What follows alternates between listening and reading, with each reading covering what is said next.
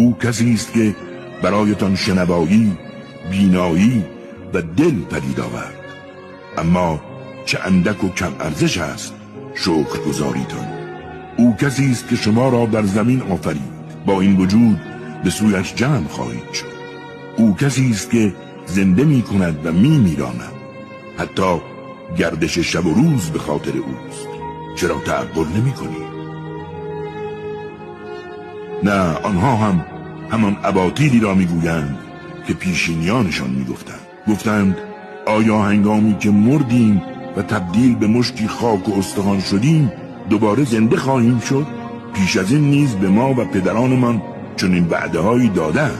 این حرفها فقط افسانه‌های پیشینیان است. بگو پس این زمین و موجودات روی آن متعلق به کیست؟ از کجا آمده است؟ اگر می‌دانید بگویید.